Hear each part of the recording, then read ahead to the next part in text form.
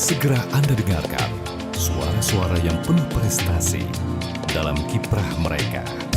Mozaik Indonesia. Mozaik Indonesia.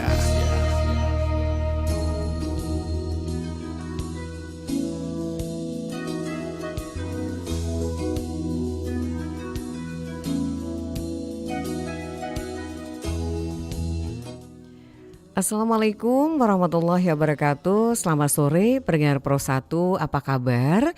Baru saja berakhir tadi rekan Esi menemani Anda di Palembang siang dan sekarang Palembang sore. Saya Nadia masih temani rekan Game akan menemani Anda sampai malam nanti pukul 20 waktu Indonesia Barat.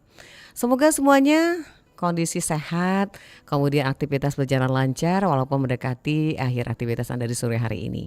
Tetap semangat dan yang pasti perjalanan aktivitasnya berjalan lancar saja. Baik pendengar, Mozaik Indonesia untuk hari ini kami hadirkan untuk segmen stunting dan sudah hadir di studio kita Pro 1 RRI Palembang karena informasi dan inspirasi narasumber kita yaitu Dr. Putri Rizky Amalia Badri MKM, dosen Fakultas Kedokteran Universitas Muhammadiyah Palembang. Yang akan bersama kita dengan topik hari ini adalah stunting dalam pendekatan kedokteran keluarga. Seperti biasa, siaran kita juga mengajak pendengar untuk berinteraksi di acara Mozaik Indonesia bisa melalui line telepon 369977, WA Pro 1 dan yang pasti channel YouTube yaitu Pro 1 RRI Palembang. Jadi bisa digunakan beberapa media kita termasuk RRI Digital. Baik, kita kenalan langsung dulu narasumber kita sore hari ini. Assalamualaikum Putri. Iya, apa kabar? Kemana seorang Mbak Putri ya? Lebih dekat lagi dong. Sehat ya? Iya, baik. Gimana aktivitas hari ini? Semuanya berjalan lancar? Semuanya lancar ya? Baik, hari ini kita akan membahas mengenai stunting dalam pendekatan kedokteran keluarga.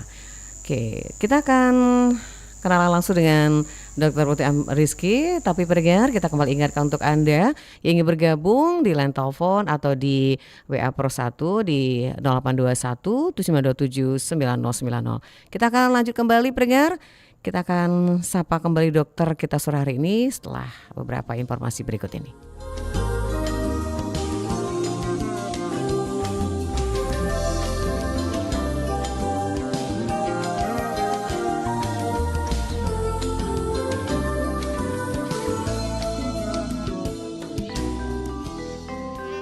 Dede lagi main apa? Lagi Alin ini Main ini. Apa namanya ini? Ini namanya puzzle. Apa namanya? ada Puzzle. Ini huruf U.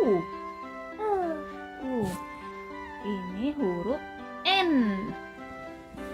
ini N Ini N. Kalau yang ini B. Mana B? enggak ada B.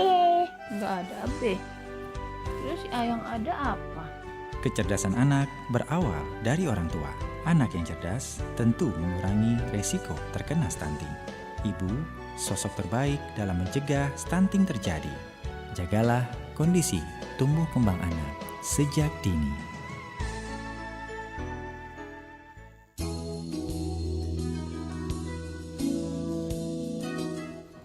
Pendengar, kita lanjut kembali. Hari ini Mozaik Indonesia berbicara soal stunting dalam pendekatan kedokteran keluarga. Baik, Putri, gimana hari ini? Semangat ya? Alhamdulillah semangat Mbak. Iya. Nggak ngajar ya hari ini ya? Kebetulan libur. Ngajar Abis ngajar, alhamdulillah. Baik Mbak Putri, kita ingin tahu dulu nih, kenapa stunting dalam pendekatan kedokteran keluarga ini menjadi salah satu tema yang dipilih oleh Mbak Putri? Mungkin ada alasannya nih. Ya, makasih Mbak. Jadi stunting itu kan sudah kita ketahui bahwa bisa disebabkan oleh berbagai macam hal. Iya. Bisa dari sosial ekonomi, bisa dari faktor ibu, faktor anak, lingkungan, begitu. Nah, itu sangat relate sekali dengan pendekatan yang akan kita bicarakan hari ini, yaitu pendekatan kedokteran keluarga. Karena kedokteran keluarga itu melihat pasien itu dari pendekatan biopsikososial, Mbak. Jadi bio itu adalah biologi, psikologi dan sosial. Itu sangat berhubungan sekali dengan etiologi atau penyebab dari stunting itu sendiri. Jadi menurut saya selaku dosen ya di FKUM Palembang, mungkin ini cukup menjadi tema yang menarik karena mungkin Iya. selama ini yang dibahas hanya dari segi pasiennya saja, begitu lebih banyak ya. Nanti di kedokteran keluarga bisa lebih banyak membahas dari pasiennya tentu, kemudian keluarganya, kemudian faktor-faktor lain dari biologi, psikologi dan sosial dari pasien dan keluarga serta komunitas secara umum. Iya. Begitu. Ini kenapa jadi diangkat ke permukaan gitu ya? Iya, betul. Karena selama ini kita ngurusin pasien itu nggak ada jalinan chemistry gitu ya. Iya, betul. Nah, dengan pendekatan kedokteran keluarga ini lebih dekat gitu. Iya. Menganggap mereka adalah keluarga, bagian dari keluarga kita. Ya, betul sekali. Baik. Kalau bicara soal stunting sendiri, menurut pengamatan dari Mbak Putri sendiri di tahun 2025 ini, adakah gerakan yang lebih baik atau seperti apa? Atau ada penurunan ini? Ya, jadi kalau kita lihat secara statistik ya Mbak ya, kita lihat dari data yang disampaikan oleh WHO maupun dari Kemenkes itu ternyata memang terjadi penurunan gitu, penurunan hingga rasanya sekitar 20-an persen begitu ya. Walaupun memang masih tinggi sebetulnya, tapi jelas sudah terjadi penurunan yang mungkin dari 30 sampai 20, dan itu tidak bukanlah penurunan yang langsung ya, yang langsung timbul karena satu atau dua gerakan, tapi tentu dari berbagai macam kegiatan-kegiatan yang sudah dilaksanakan, baik itu dari pemerintah maupun dari institusi-institusi pendidikan begitu ya. Jadi merupakan gerakan yang bersama begitu sehingga bisa menurunkan prevalensi dari stunting. Baik. Nah, Mbak Putri, ini pendekatan kedokteran keluarga melihat stunting ini bagaimana menurut Mbak Putri? Karena bicara tadi di awal Mbak Putri mengatakan tidak hanya berbicara soal pasien saja, tetapi juga gizinya, kemudian masalah kompleks lain, faktor ekonomi, sosial, termasuk budaya. Nah, seperti apa nih pendekatan yang dilakukan ini Mbak Putri? Ya, jadi kedokteran keluarga, dengan melakukan pendekatan kedokteran keluarga itu kita bisa melihat pasien itu sebagai bagian integral dari sebuah keluarga dan masyarakat, di mana masyarakat ini tentu yang kemudian akan menjadi representatif dari prevalensi stunting itu sendiri. Kemudian dengan melakukan tata laksana dengan pendekatan kedokteran keluarga itu kita bisa melakukan secara holistik komprehensif. Jadi tidak terputus sampai misalnya cukup si pasiennya saja, tapi kan ternyata memiliki faktor risiko dari saudara-saudaranya atau mungkin ponakan-ponakannya begitu. Jadi mungkin selama ini kita menilai pasien atau keluarga itu hanya sebagai objek ya, tapi ternyata dia bisa sebagai subjek. Jadi dia bisa sebagai screening atau penapisan dari ternyata ini nih kami punya pengalaman seperti ini, yang itu kayaknya mengarah ke stunting deh gitu. Jadi keluarga juga bisa sebagai subjek dari kesehatan gitu, bukan hanya sebagai objek. Jadi bisa bersama-sama dengan keluarga yang lain begitu, bisa menapis screening awal begitu Mbak. Baik, jadi di situ lagi-lagi peran keluarga itu sangat penting ya. Iya betul. Kemudian juga kalau ke stunting ini ada sebagian masyarakat yang merasa malu ya punya anak katakanlah stunting gitu. Ini bisa dikatakan mencoreng juga keluarga, apalagi mereka misalkan keluarga yang terpandang gitu. Nah, apakah budaya seperti ini masih ada nih Mbak saat ini Mbak Putri? Ya, sebetulnya memang masih ya, karena kan stunting itu terlihat ya, terlihat jelas begitu. Tapi memang itu yang mungkin harus kita mulai hilangkan perlahan-perlahan, karena mengubah budaya itu bukan sesuatu yang mudah. Betul. Jadi kita harus perlahan-perlahan menyampaikan bahwa persepsi-persepsi seperti itu malah bisa menurunkan kesadaran dari para orang tua, dari para keluarga, sehingga mereka jadinya acuh terhadap stunting untuk orang-orang yang lain gitu. Tapi kalau misalnya dia mendapatkan dukungan moral, sehingga jadi untuk yang lain jangan sampai nih anak-anak teman-temannya atau yang lain itu bisa terkena stunting, sehingga bisa memotivasi. Iya. Jadi bisa memberikan misalnya pengalaman kemarin saya kurangnya di sini gitu. Setelah meningkatkan ini mungkin pola makan anak menjadi lebih baik gitu. Jadi bisa share pengalaman pribadi, dan itu bisa sebagai salah satu langkah untuk meningkatkan kesadaran dari para orang tua. Iya, baik. Jadi bukan hanya ada rasa malu, tapi kita berusaha untuk menyembuhkannya yang pasti. Iya, betul.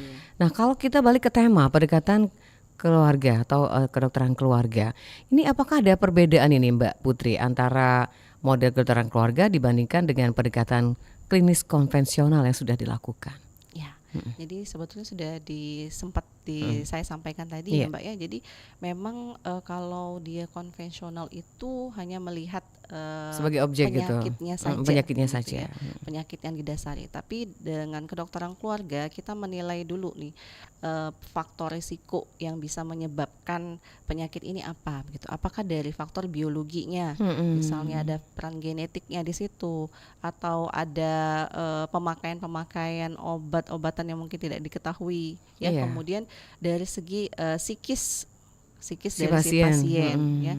Kemudian menilai sosial di sini ya, bisa lingkungan sosialnya, kemudian budaya. Nah, itu dari segi pasien. Dari segi keluarganya kita menilai nih bagaimana fungsi keluarga di pasien tersebut. Dari Apakah kepala keluarganya. seluruh keluarganya? Seluruhnya ya. Betul. Jadi bukan hanya ayahnya tapi juga ibunya, kalau dia ada adiknya, kalau di rumah itu tinggal sama tantenya begitu. Jadi kita nilai bagaimana fungsi dari keluarga tersebut, ada instrumennya. Iya. Ya, jadi ada instrumennya, kita nilai, nanti ada beberapa pertanyaan yang harus dijawab. Kemudian kita nilai apakah fungsi dari keluarga pasien ini sudah fungsional, sudah baik atau tidak begitu. Baik. Oke. Pendengar silahkan yang bergabung. Ini adalah tema yang luar biasa yang sangat penting untuk kita ketahui berkaitan dengan stunting. Jadi stunting itu bisa dicegah dengan pendekatan kedokteran keluarga. Di 369977 atau juga WA Pro 1 dan channel YouTube Pro 1 Palembang. Mbak Putri, bicara soal dokter keluarga, ini ada nggak sih peran dari katakanlah dokter keluarga ini untuk intervensinya mencegah stunting sejak fase pranikah, mereka yang ingin melangsungkan pernikahan, ini kan sangat penting tuh edukasinya agar nanti ketika membentuk rumah tangga anak-anaknya nggak kena stunting, karena stunting ini bukan hanya pada ekonomi ke bawah, kadang-kadang ada juga pengetahuan seorang ibu yang kurang tentang gizi dan lain sebagainya, terkena juga untuk mereka yang menengah ke atas gitu. Nah, bagaimana nih pendekatan kedokteran keluarga sendiri, apalagi peran dari Universitas Muhammadiyah Palembang khususnya berkaitan dengan stunting kepada mahasiswa, juga kepada para dokter yang akan ya bertugas atau seperti apa ini? Ya, jadi memang stunting itu kan bisa dicegah ya, Mbak. Apalagi dari awal gitu. Jadi semungkin dari remaja itu ya. kita sudah mulai mencegah agar tidak terjadi dampaknya nanti ke stunting. Salah satunya adalah menjaga organ reproduksi tentunya bagi remaja putri. Iya. Kemudian mencegah anemia dengan pemberian tablet tambah darah. Tablet tambah Sekarang darah. sudah digalakan oleh puskesmas di SMA begitu ya, di tempat-tempat sekolah itu sudah mulai banyak. Jadi itu sudah langkah yang bagus sekali untuk mencegah stunting. Kemudian tentu pengetahuan ya. Jadi kalau misalnya dia sudah punya anak begitu, baru mau belajar, ya mungkin itu sebetulnya bagus ya. Bagus juga. Tapi lebih bagus lagi kalau memang kita tarik mundur gitu dari Sudah, awal menjelang menikah gitu. Ya betul. Jadi sudah dikasih edukasi semacam itu ya, bahwa nanti kalau misalnya pada saat hamil pun itu kita harus tetap menjaga gizi, karena memang yang paling banyak itu adalah asupan dari gizi. Dalam kandungan juga ya. Asupan itu yang kurang gitu ya. Nah, asupan yang kurang itu bisa disebabkan karena faktor pengetahuan yang rendah. Jadi sebetulnya juga kalau dari FKUM Palembang itu kita sudah beberapa kali gitu ya Mbak Nadir, untuk melakukan penyuluhan ke sekolah-sekolah ya, ke remaja putri. Kemudian ada juga ke posyandu begitu ya, ke ibu-ibu yang mungkin sekarang mau punya anak lagi gitu kan, anak kedua kan anak misalkan kedua atau anak ketiga. Nah itu bagus gitu kita berikan edukasinya kepada ibu-ibu tersebut. Jadi penting ya untuk edukasi fase pranikah Betul. gitu. Jangan sampai nanti pengetahuan seorang ibu itu nanti sangat minim ketika dia Iya. akan mempunyai anak. Iya. Dari dalam kandungan sudah harus diperhatikan asupan gizi dan lainnya. Ya. Baik, Mbak Putri, kita lanjut lagi. Kalau bicara soal kembali ke stunting, ini ada juga mengatakan bahwa stunting itu berkaitan juga namanya dengan pola atau gaya hidup ya. Iya, betul. Nah, itu apakah juga berpengaruh tuh Mbak Putri dari seorang ibunya gitu? Dari ketika masa remaja sampai ketika dia menikah. Jadi tentu dari tadi ya yang Iya. misalnya tadi asupan sih yang paling Iya. banyak ya Mbak ya. Jadi asupan nutrisi yang kita makan. Kalau sekarang kan kalau Gen Z itu banyak makan yang misalnya kopi atau nyeblak gitu ya Iya, Mbak ya. Nah itu heeh. tentu sebetulnya bagus ya kalau Mhm. misalnya dia dibarengi dengan gizi-gizi yang lain, ada Gizi-gizi yang lain, proteinnya iya. begitu ya, protein hewaninya, protein nabatinya, gizi seimbang begitu. Tapi kalau misalnya kita cuma makan karbohidrat saja tapi tanpa protein dan lain-lain, nah itu yang bisa menyebabkan masalah Mhm. begitu. Jadi memang dari gizinya itu memang yang paling penting. Jadi kita harus memperhatikan apa Mhm. pola makan kita seperti apa. Pola gitu, makan pola ya. makan. Kemudian mungkin faktor lingkungan ya. Lingkungan juga Faktor menentukan. lingkungan. Jadi faktor lingkungan kita, kepadatan hunian di dalam rumah. Dalam rumah, Iya betul. ventilasi udara. Ventilasi, ya itu kan sebetulnya bisa kita ini ya, bisa kita modifikasi ya. Iya. Oh ini kayaknya kurang nih, jadi mungkin apa gitu dibenerin sedikit gitu Iya. ya. Itu sih sebetulnya. Jadi kita mulai dari kita sendiri dulu di rumah kita. Misalnya apa yang menurut kita ini kayaknya terlalu padat nih mungkin, atau terlalu Barang-barangnya iya, terlalu barangnya gitu. mungkin bisa kita mulai bersihkan. Kemudian hygiene juga ya. Jadi misalnya dari segi makan kita harus mencuci tangan dulu sebelum makan, kemudian memperhatikan jangan makan sembarangan Iya. begitu ya. Lingkungan rumah juga, kemudian lingkungan tetangga gitu ya. Itu juga perlu diperhatikan. Jadi pola hidup bersih dan sehat dari rumah tangga. Nah, itu yang sebagai pondasi awal yang Fondasi penting. awal, ya. Baik. Kalau kolaborasi dokter keluarga ini dengan kader posyandu, katakanlah bidan, tenaga kesehatan lain, ini apakah sudah dilakukan dari sejak awal ini Mbak Putri? Ya, Khususnya dari kedokteran UMP sendiri. sebetulnya kalau pendekatan kedokteran keluarga itu kan bisa dilakukan oleh dokter manapun ya, Iya. mau di puskesmas, mau di klinik, tapi dengan pendekatan kedokteran keluarga itu menjadi lebih holistik dan Iya. komprehensif. Nah, tentu kalau selama ini sudah sangat berjalan ya Mbak ya, misalnya di puskesmas itu sudah ada kerjasama berkoordinasi dengan kader-kader posyandu, Kader-kader melakukan posyandu, pelatihan iya. dengan kader posyandu. Nah, itu sudah bagus sekali. Kalau dari FKUM Palembang kita memang ada mahasiswa kita yang memang yang melakukan rotasi di puskesmas begitu. Jadi mereka ini ya berputar gitu, Iya. penugasan di situ. ya betul. Jadi ikut kegiatan posyandu. Jadi mahasiswa kami itu mahasiswa kedokteran itu sudah dikenalkan begitu Iya. ya dengan program-program pemerintah terutama untuk mencegah stunting. Sudah dilakukan ya. Sudah. Baik. Kita break sebentar Mbak Putri, nanti Ya, kita baik. lanjut lagi obrolan kita sampai nanti menjelang pukul 16 waktu Indonesia Barat. Baik pendengar, yang ingin bertanya langsung silakan kita buka di line telepon di 36997 atau di channel YouTube, kemudian juga di WA Pro 1 dan RRI Digital. Kita akan kembali pendengar setelah informasi yang satu ini untuk Anda. Tahukah Anda? Mengapa 1 menit harus 60 detik? Mungkin pernah terlintas pertanyaan, kenapa penetapan waktu 1 menit itu harus 60 detik, bukan 100 detik? Dilansir dari kanal YouTube Kok Bisa, penghitungan waktu pertama kali diciptakan oleh bangsa Babilonia. Tujuannya untuk memudahkan manusia dalam menghitung waktu. Angka 60 merupakan angka yang dapat dibagi banyak dibandingkan dengan angka 100. Contohnya 60 bisa dibagi dari angka 2 sampai 6.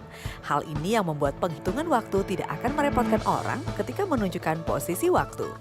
Berdasarkan pembagian tersebut, manusia dari zaman dahulu hingga sekarang bisa membagi waktu menjadi setengah jam, sepertiga jam, 1/4 jam, 1/5 jam, bahkan sampai 10 menit. Berbeda jika 1 jam itu 100 menit, waktu akan sulit untuk dibagi. Angka 100 hanya bisa dibagi secara bulat, yaitu hanya angka 2, 4, 5, dan angka 10 itu sendiri. Itulah mengapa waktu untuk 1 menit sama dengan 60 detik.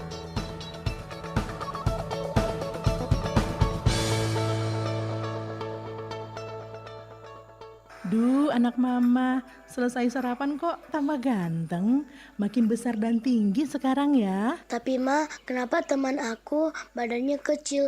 Kan umurnya sama. Oh ya? Penyebabnya sih bisa banyak hal nak. Tapi nanti teman kamu mama yakin pasti nambah tingginya. Makanya dari sekarang ajak teman-teman kamu untuk makan makanan sehat yang ada vitamin dan gizinya. Gampang kan? Oh, jadi aku harus bilang ke teman-teman supaya makan makanan yang bergizi. 100 buat kamu. Pinter deh anak mama. Jangan lupa ya, ingetin teman-teman kamu di sekolah. Oke Ma, harus rajin makan buah dan sayur juga berarti. Biar nanti sehat dan tinggi kayak superhero. Seneng ya dengar anak tumbuh sehat, kuat, dan ceria. Ini pasti menjadi impian setiap orang tua. Persiapkan semuanya sejak dini. Bergerak bersama, cegah stunting.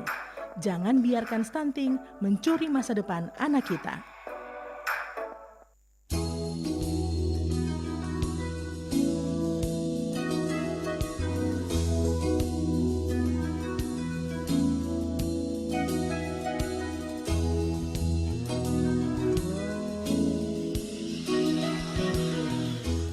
Pendengar masih bersama Pro 1 RRI Palembang, kali informasi dan inspirasi Mozaik Indonesia untuk Anda sampai nanti menjelang pukul 16 waktu Indonesia Barat. Masih bersama narasumber kita Mbak Dr. Putri Rizky Amalia Badri MKM, dosen Fakultas Kedokteran Universitas Muhammadiyah Palembang. Tema kita hari ini stunting dalam pendekatan kedokteran keluarga. Baik Mbak Putri, kita lanjut lagi obrolan kita kesempatan sore hari ini. Kita akan lanjut, kalau untuk angka stunting yang masih tinggi di Indonesia ini, meskipun sudah banyak program intervensinya, ini sebenarnya apa yang kurang dari pendekatan ini Mbak Putri, menurut Mbak Putri sendiri? Ya. Baik. Mungkin kesadaran kali. Kesadaran ya? Kesadaran. Mungkin memang kadang kita punya beberapa penelitian ya Mbak. Jadi mungkin pengetahuan yang baik itu belum tentu perilakunya ya itu sikap dan perilakunya itu baik. Baik ya. Jadi mungkin ya sudah tahu tetapi masih tetap tidak melakukan. Jadi itu yang perlu dibangun lagi sehingga faktor pengetahuan tadi bisa meningkatkan kesadaran sikap perilaku dari orang tua untuk lebih aware gitu ya. Mungkin itu dengan pendekatan-pendekatan yang lebih personal. Iya. Ya, jadi mungkin bukan hanya orang tuanya saja tapi memang beberapa anggota keluarga yang bisa kita ikut sertakan. Baik. Nah, mungkin salah satu pendekatannya adalah dengan pendekatan Pendekatan kedokteran keluarga. Oke. Kalau kurikulum sendiri pendidikan dokter saat ini apakah sudah cukup nih menyiapkan dokter keluarga untuk menghadapi masalah seperti stunting seperti saat ini nih? Ya, jadi kita punya blok kesehatan masyarakat begitu ya di prodi kedokteran yang S1-nya gitu. Kita punya di situ ada beberapa yang memang membahas tentang stunting gitu. Kemudian bukan hanya itu, ada juga di rotasi profesinya itu lanjutan dari S1 kan S-Ket ya. Nah, untuk jadi dokter kita perlu pendidikan lagi itu seperti di rumah sakit, di klinik maupun di puskesmas. Nah, itu kita juga sudah memaparkan, biasanya kita ada journal reading. Jadi kita membahas tentang kasus-kasus stunting yang ada di Indonesia, kemudian juga untuk pelaksanaan atau implementasinya itu di puskesmas atau di klinik-klinik terkait, misalnya di poli anak begitu ya, mendapati pasien-pasien dengan stunting kemudian didiskusikan, diilmiahkan begitu bagaimana landasan teorinya, tata laksananya seperti itu. Jadi dari kurikulum di FKUM Palembang sendiri sebetulnya sudah ada. Sudah ada. Baik. Jadi itu memang sudah jadi sasaran juga ya. Iya, betul. Kemudian kalau untuk aplikasi berbasis digital ini digunakan dokter keluarga, apakah ini sudah dilakukan untuk memantau pertumbuhan anak dan deteksi dini stunting ini Mbak Putri? Ya, sebetulnya itu sudah sangat banyak digunakan ya. Mm-mm. Jadi para orang tua pun sudah bisa download di Play Akses Store, ya, Play di Play Store Store. itu sudah Mm-mm. ada Perimaku, dan lain-lain ya. Mm-mm, Jadi mm-mm. tinggal download saja, kemudian kita tinggal masukkan berapa, misalnya tinggi badannya, berapa usianya. Nanti ya akan ada keterangan begitu Mm-mm, apakah mm-mm. normal atau tidak. Tetapi tetap harus kita konsultasikan ya Mbak ya Iya. ke dokter. Itu hanya screening awal saja dari orang tua. Jadi bisa juga dicek dari aplikasi Iya, ya. dari aplikasi sudah bisa. Ya, itu berarti memang mendukung juga ya kemajuan Iya, teknologi gitu. iya betul. Oke. Kemudian kalau untuk pola asuh anak, nah ini terkadang ada orang tua juga yang memanjakan anak, diturutin semua itu apa yang mau dia makan gitu. Akhirnya bukan gizi terpenuhi tapi malah obesitas Iya, misalkan. betul. Nah, ini bagaimana Mbak Putri melihat ini dampak pola asuh, kemudian sanitasi, ketahanan pangan keluarga terhadap resiko stunting ini Mbak Putri? Ya, Iya. betul. Jadi memang yang paling dekat dengan anak itu kan sebetulnya orang tua ya. Mm-mm. Yang dalam hal ini bisa ayah, bisa ibu begitu. Dan pola asuh dari orang tua itu sangat penting, terutama pada pemilihan makanan, Mm-mm. begitu ya. Jadi memang dari orang tuanya itu harus sadar betul bahwa gizi yang kita berikan kepada anak ini akan berdampak kepada masa depan anak ke depannya begitu. Karena bukan hanya stunting ini, ada beberapa literatur yang menyatakan bahwa dia memang irreversible, artinya tidak bisa diperbaiki begitu ya, tapi memang bisa kita cegah biar komplikasi tidak terjadi lebih lanjut. Jadi benar-benar harus melihat begitu. Jadi bukan hanya kuantitas yang bisa menyebabkan si obesitas tadi ya Mbak ya, tetapi Betul. juga kualitas dari gizi yang kita berikan kepada anak tadi begitu. Jadi panduan gizi seimbang itu benar-benar harus kita berikan kepada anak, dan itu tidak harus mahal Mbak ya. Iya. Jadi Yang bisa sederhana tapi telur begitu ya. iya. Jadi yang ada protein Seperti tempe, hewani. tahu. Iya betul. Mm-mm. Jadi tidak harus yang mahal-mahal. Jadi orang tua dengan pendapatan yang rendah pun sebetulnya bisa memberikan kualitas pangan yang baik untuk anak-anak begitu. Asal kita mengetahui porsinya begitu ya. Baik, oke.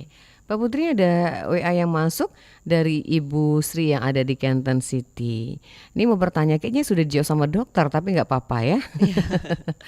Dok, saya mau nanya, anak saya ini susah makan katanya, umur 5 tahun, hampir 6 tahun.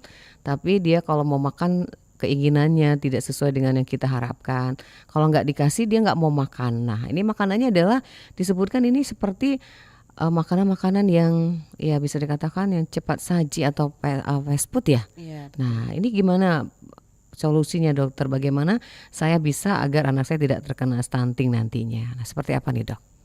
Ya, jadi mungkin untuk pola dari makannya sendiri ya Mbak ya. Jadi ibu mungkin bisa, memang harus butuh effort ya. Iya. Butuh effort dari Enggak orang waktunya tuanya cepat langsung ya Iya, bisa. betul. Heeh. Tapi pengalaman saya itu ya, kalau misalnya kita ikut makan bersama gitu Sama ya. anak ya.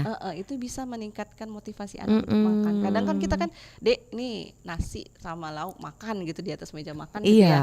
Terus ibunya sibuk apa gitu ya. Nggak ada yang merhatiin Iya gitu. betul. Jadi ketika kita makan bersama begitu, apalagi sama keluarga yang lengkap ya, misalnya ada adiknya, ada ayahnya, ada ibunya makan Iya. bersama begitu. Nah, itu bisa menciptakan suasana yang baik. Jadi bisa memotivasi anak untuk makan. Ayo yuk kita nanti mau ini misalnya, ayo kita makan bareng gitu ya. Iya.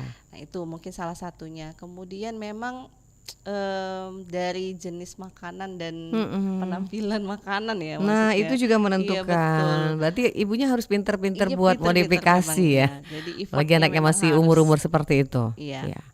Oke. Jadi bisa diajak makan sayur juga ya sama-sama ibunya Iya, gitu. betul. Tapi kebanyakan emang anak kurang suka makan sayur ya Mbak Putri. Apakah dari pengamatan Mbak Putri sampai saat ini apakah ada peningkatan kasus ini atau memang masih seperti dulu? Iya, kalau sayur memang jarang ya. Memang Iya. anak-anak tuh jarang yang suka. Suka yang kering-kering begitu gitu ya. Mereka lebih suka fast food ya, Iya. seperti itu ya.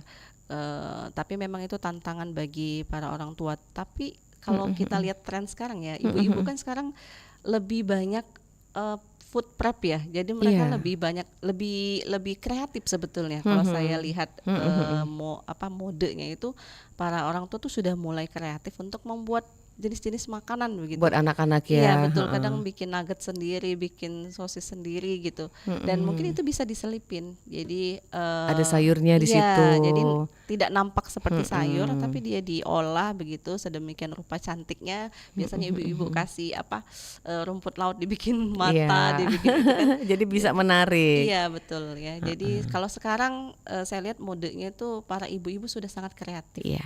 Berkat teknologi juga Iya kayaknya. betul.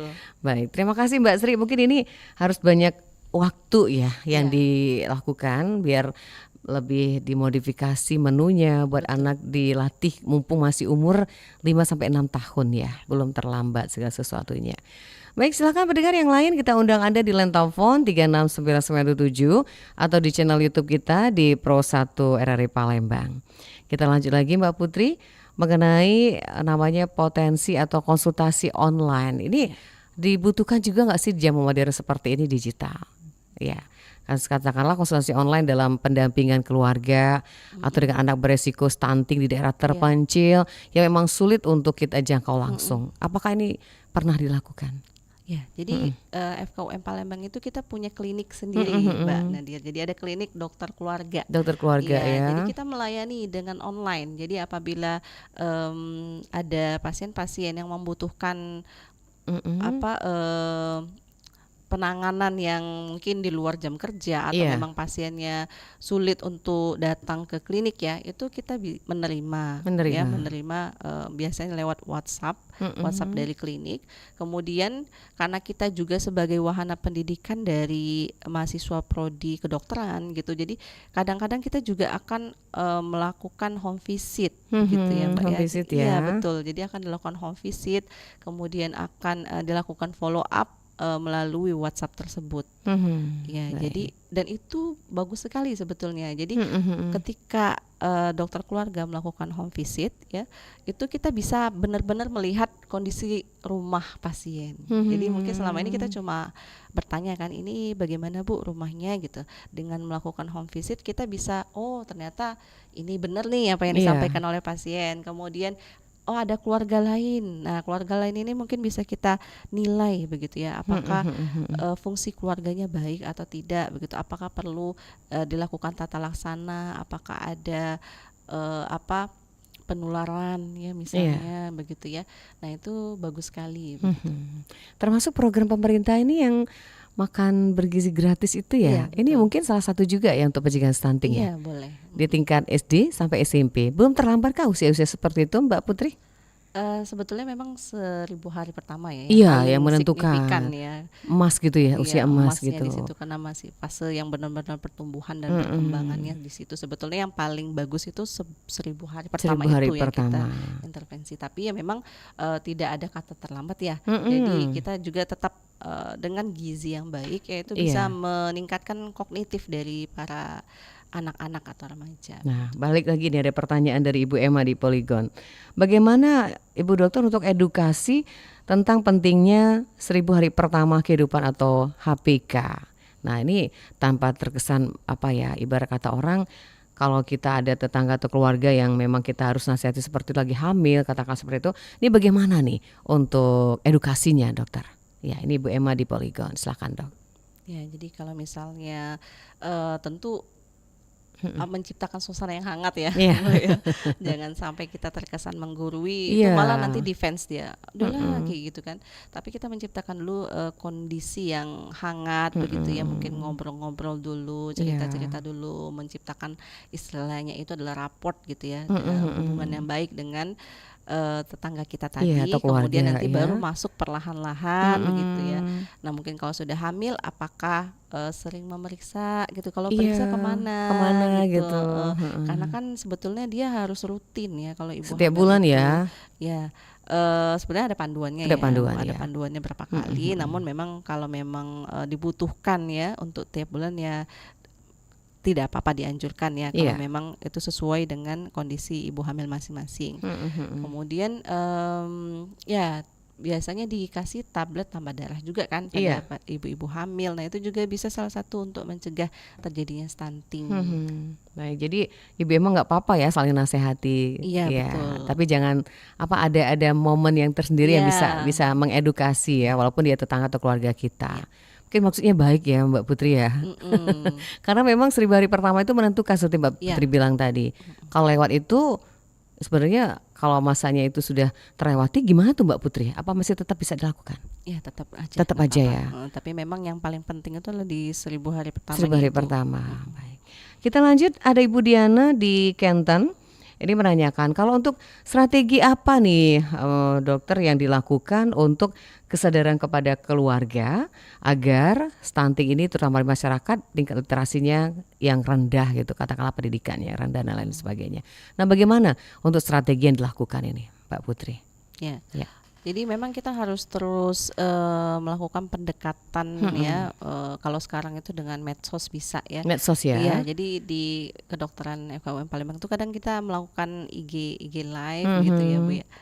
Kita sampaikan begitu topik-topik yang hangat, kemudian apabila tidak bisa maka kita lakukan yang lain. Yang pasti itu adalah mengedukasi dengan cara mungkin ada selebaran ya, video-video yang kreatif begitu yang bisa di-share, yang bisa ditonton, kemudian membentuk kelompok-kelompok ibu begitu ya, bisa ibu menyusui atau ibu hamil. Iya. Di saat-saat itu kita bisa memberikan edukasi terkait stunting.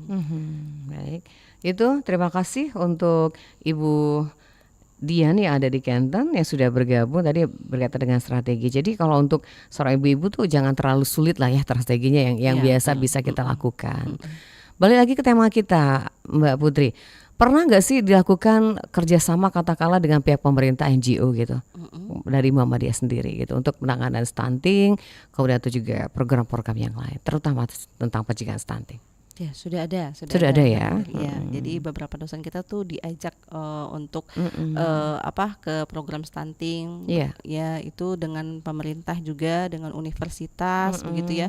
Kemudian ada penelitiannya, ada pengabdiannya begitu. Jadi sudah ada sih program Sudah dari banyak pemerintah program. yang melibatkan institusi Iya. pendidikan. Begitu. Sampai dengan saat ini Mbak Putri? Iya, sampai saat ini. Baik, itu berarti memang harus ada kolaborasi yang sangat penting ya, Ya, karena ini betul. berkaitan dengan masalah stunting bersifat nasional. Iya, isunya udah isu nasional, udah isu Bukan isu global daerah ya. aja ya. Betul. Oke. Nah, kemudian juga kita kaitkan dengan kendala terbesar ini dalam implementasi pendekatan kedokteran keluarga untuk stunting, terutama mereka di daerah-daerah yang akses kesehatannya sangat terbatas gitu, Mbak Putri. Ini seperti apa nih strateginya? Iya, Ya. betul. Tapi ditahan dulu, ada pendengar yang iya, bergabung. Selamat sore. Halo, selamat sore, Mosaik Indonesia. Iya, dengan Bapak siapa, Palembang Pak? dari Ramadan di Sorong nih. Oh, Pak Ramadan, apa kabar? Iya, Pak Niar ya. Iya, Mbak Nadiar ini. Iya, selamat sore juga buat Bu Dokter Putri, Putri Indonesia ya. ya. Selamat sore Bapak. Indonesia. Ini jauh loh Mbak dari Sorong, Sorong Papua. Iya, sebelumnya saya mengucapkan apa itu namanya Selamat Hari Bumi Internasional ya. Iya, Artinya betul. our planet atau energi kita, planet kita ya begitu ya. Semoga ke depan semakin Baik ya. lebih membaik Ya, lagi ya. silakan Mas Ramadan. Iya, begini. Kalau menurut informasi yang saya dengar dari RRI juga, bahwa menurut data global, orang Indonesia itu adalah berpostur terpendek di dunia loh, di dunia. Nah, yakni rata-rata 158 cm sampai 160 cm. Nah, jadi jika informasi ini benar, apakah ini karena faktor genetik ya atau karena emang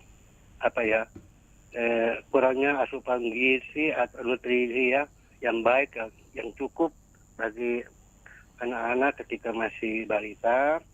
Kalau begitu jika tidak ada prepare yang betul-betul atau benar-benar ketat dari pemerintah juga masyarakat, nah ini berarti nanti benar-benar itu susah untuk tinggi karena sudah dicap bahwa Indonesia bangsa kita adalah yang terpendek.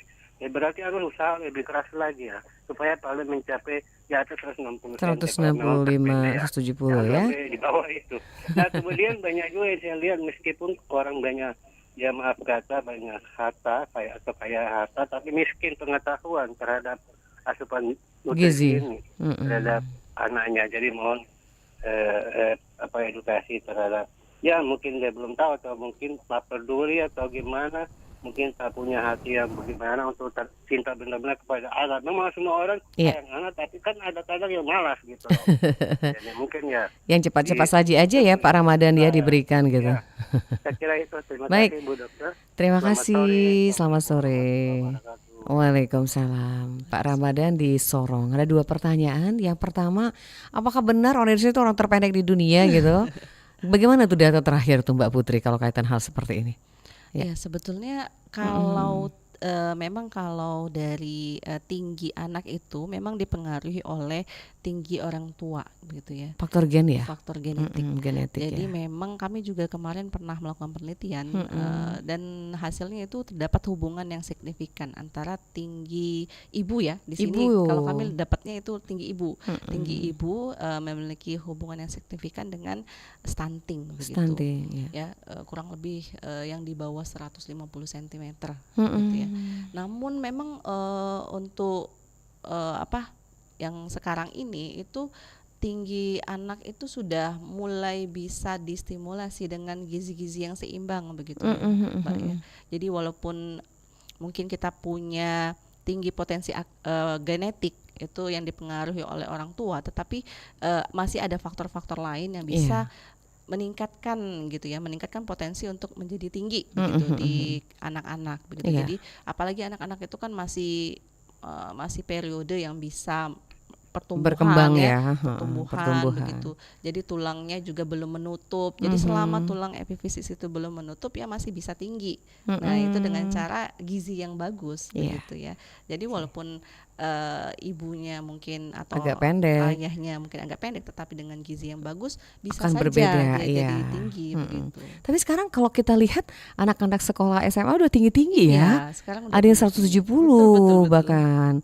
Iya, bahkan anaknya lebih tinggi dari ayah dan ibunya gitu. Jadi memang nggak bisa kita hindari ya. Memang ibu-ibu sekarang sudah ini kok sudah bagus ya dalam pengetahuannya. Memberikan berbagai macam ya gizi. Mungkin ada juga yang ngasih vitamin segala macam ya. Tapi di luar itu mereka sudah sadar sebetulnya. Nah, ibu-ibu yang sekarang tuh sudah bagus kalau menurut saya ya. Udah lihat beberapa penelitian itu mereka sudah meningkat memang untuk ke stunting itu. Baik. Ada tadi pertanyaan kedua ditangkapi Mbak Putri berkaitan dengan tadi gizi juga kayaknya masih pemaksaan atau masalah pola pola jangan sampai orang tua yang sudah berkecukupan tapi dia pengetahuannya sangat rendah tentang gizi. Betul. Jadi kadang orang tua yang sibuk bekerja mungkin pertama mungkin dititipkan ya, mungkin pertama dengan pengasuh neneknya atau pengasuhnya begitu ya. Sebetulnya kalau memang itu diperlukan sih tidak apa-apa, tapi kita harus memberikan edukasi begitu terhadap pengasuhnya. Jadi kita harus memberitahu bahwa si anak ini itu misalnya harus mendapatkan makanan yang baik. Nanti pas makan jangan nggak makan ini. Kadang kan kalau anak-anak kan kalau sama pengasuhnya semena-mena ya. Jadi nggak mau. Jadi pengasuhnya nurut gitu. Kalau sama orang tua kan nggak boleh, harus makan gitu. Nah, jadi mungkin kita harus lebih aware, memberikan edukasi kepada si pengasuhnya begitu ya, untuk lebih tegas lagi terhadap asupan gizi daripada anak-anak begitu. Dan juga kadang sekarang anak-anak kan sering minum teh begitu ya. Itu dihindari minum teh sambil makan ya, karena bisa membantu menghalangi penyerapan zat besi begitu. Betul. Ya, karena ada gula manisnya itu ya. Jadi disarankan air putih ya Mbak Putri ya. Baik itu ya Pak Ramadan yang ada di Sorong, Papua. Terima kasih Bapak yang selalu monitor siaran Pro 1 RRI Palembang. Silahkan pendengar, masih ada waktu bersama narasumber kita di program Mozaik Indonesia untuk segmen stunting hari ini dengan pendekatan keluarga. Baik, kalau menurut Mbak Putri sendiri, adakah kearifan lokal atau tradisi masyarakat khususnya di Sumsel ini yang justru berpotensi menghambat atau mempercepat pencegahan stunting menurut Mbak Putri sendiri? Kebiasaan-kebiasaan di masyarakat seperti itu, nggak boleh ini loh, nanti ini gini gitu. Sering ada ya itu orang-orang tua ya. Apakah ini ada kaitan atau pencegahan atau juga malah meningkatkan kasus stunting ya? Mungkin lebih banyak itu ke arah ini ya Mbak ya, Mm-mm. ASI dan MPASI ya. Iya, Ya, jadi mungkin masih ada yang kalau udahlah, menyusui gitu. ya udahlah Mm-mm. ini pakai yang lain dulu, misalnya susu Mm-mm. formula dulu mungkin ya, atau Mm-mm. bagaimana begitu. Mungkin itu sih yang sering saya lihat ya, bahwa tentang kesadaran bahwa ASI ASI yang diperlukan oleh anak-anak Mm-mm. itu sangat penting ya. Kadang belum, kan dia si eksklusif itu sama 6 bulan awal ya Mbak Iya. ya. Nah pada saat 6 bulan awal ini suka dikasih yang lain begitu. Mm-mm. Kasihan, nanti Belum siap lapar, ya. iya Heeh. dikasih pisang lah, dikasih apa Udah lagi yang gitu ya. berat-berat. Iya betul, karena Mm-mm. menurut orang tua kita yang dulu-dulu itu nggak kenyang gitu kalau cuma minum ASI gitu ya. Jadi harus Oh. makan yang lain. Padahal kan 6 bulan pertama itu kita harus ASI saja, tidak boleh minum yang Yang lain tuh. lain. Tapi memang ibunya, gizi dari ibunya tuh harus dipenuhi biar ASInya Mm-mm. berkualitas Iya. begitu ya.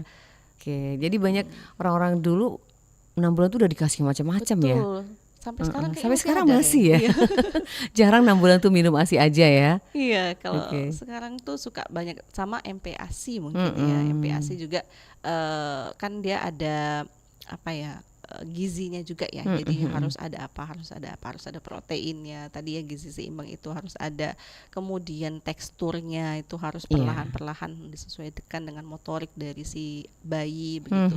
Nah itu jadi kadang ada yang nggak sabaran gitu kan, sudahlah kasih nasi aja langsung Aduh. gitu kan. Tambah parah gitu ya. Iya, jadi 6 bulan memang kasih nasi. kalau kita cuma mengedukasi orang tua itu memang agak sulit. Jadi kita harus mengedukasi orang tuanya, mertuanya begitu ya. Yang Dan orang-orang terdekat. iya, orang-orang terdekat yang kadang ibunya tuh sudah saya mau ASI, tapi nanti dari orang-orang sekitar sudahlah ini aja Udah 6 gitu, bulan loh, nggak apa-apa kasih aja gitu. yang lain. Nah, kalau kita mengedukasi semuanya sudah tahu, nah itu mungkin akan meningkatkan peluang Untuk pencegahan pencegahan stunting. stunting. Ya, baik. Nah, kalau peran ulama dan tokoh masyarakat atau tokoh adat untuk stunting mengingat budaya masyarakat itu kan kuat tuh di Sumatera Selatan. Ini ada nggak kaitannya Mbak Putri?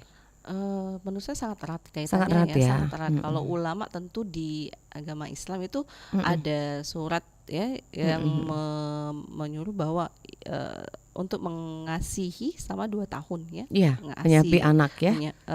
memberikan Memberikan ASI air selama susu 2 ya. tahun, menyempurnakan susuannya selama 2 tahun. Kemudian untuk misalnya RT atau ke RW atau camat dan lainnya itu bisa memberikan pada saat ada kegiatan-kegiatan masyarakat Iya, gitu ya, bisa menyelipkan begitu terkait kesadaran-kesadaran untuk meningkatkan gizi begitu ya, karena gizi ini yang paling penting untuk mencegah stunting begitu. Dan bukan hanya ibu ya, jadi kalau ayah itu juga sangat berperan penting. Sangat berperan, Iya, iya. Bukan hanya jadi ibu. betul. Jadi kalau ada kegiatan pun walaupun isinya ayah, bapak-bapak semuanya enggak apa-apa gitu, silakan diselipkan begitu ya. Jadi ketika bapaknya aware, ibunya aware, maka insya Allah itu anaknya gizinya itu bagus. Ya, jadi peran tokoh masyarakat juga penting, Iya, ada kaitannya dengan stunting, termasuk juga ulama ya. Iya. Karena kita kaitkan dengan ada beberapa anjuran di agama kita untuk menyapi anak selama 2 tahun. Iya. Berarti ini sudah maju terlebih dahulu daripada ini pemikiran sekarang ya. Udah dipikirkan itu dalam ayat suci Al-Qur'an, udah seperti itu ya. Baik. Nah, ini pertanyaan terakhir juga nih Mbak Putri.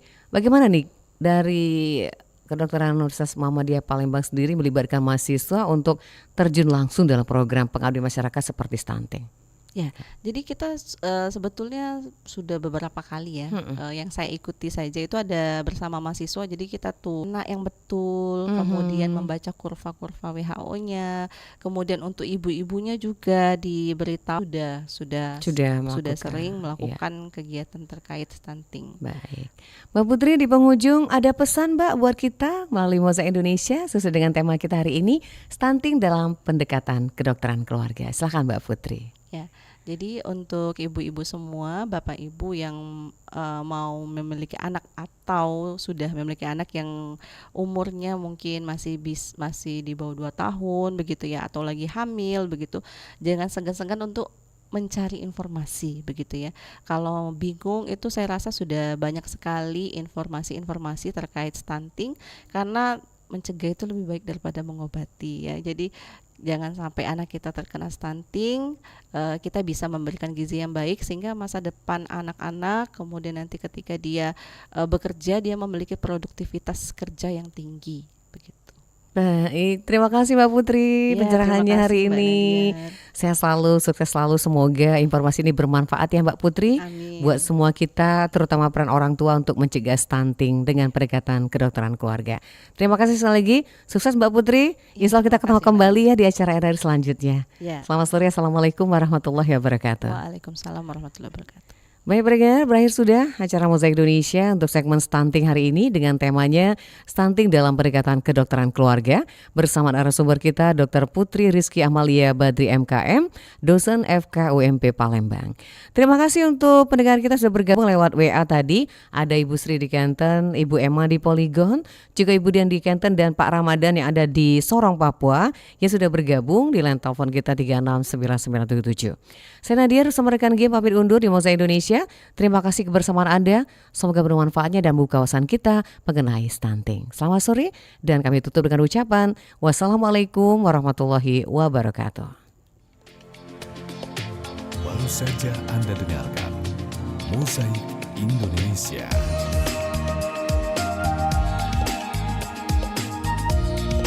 Mozaik Indonesia.